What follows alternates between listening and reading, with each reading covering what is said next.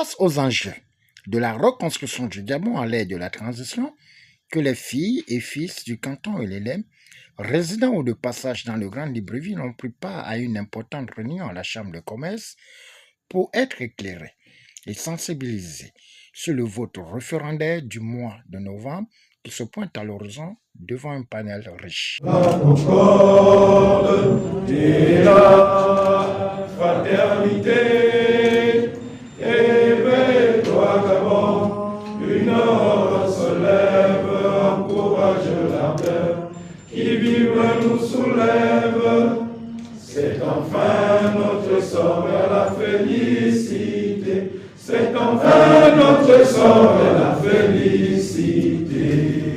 Le canton LLM sait désormais ce qu'il faut faire lors de cette consultation. Mais pour y arriver, il nous faut non seulement être humbles, mais surtout nous préparer à vaincre un adversaire redoutable. Je cite l'abstention.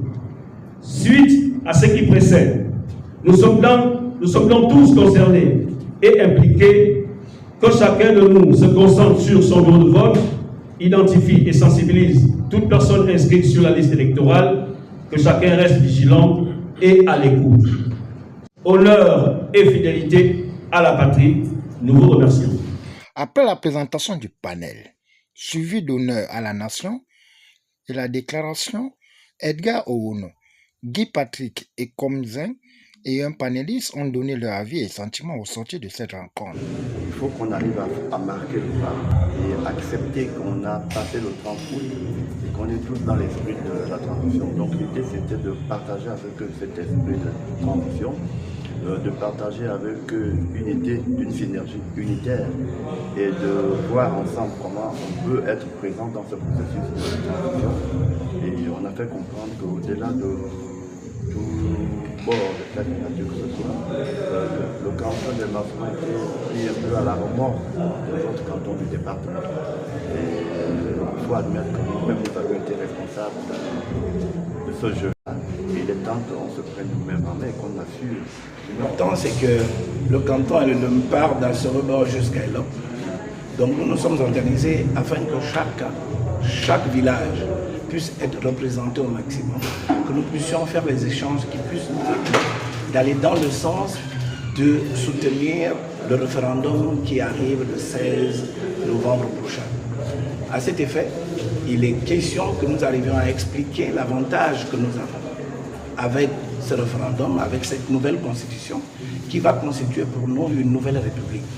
Alors pour cela, on ne peut pas décider seul puisque nous avons tous, après certaines réunions, décidé de nous réunir ensemble aujourd'hui, comme vous voyez, pour que nous prenions une décision qui est celle de voter massivement un oui pour le référendum. Et ça nous amène à lutter contre l'abstention. C'est pour ça que chacun de nous, chez lui, dans sa maison, dans son village, est prié de faire cette sensibilisation de proximité afin que notre canton montre le visage de l'amour que nous avons, non seulement pour le canton, mais également pour notre patrie.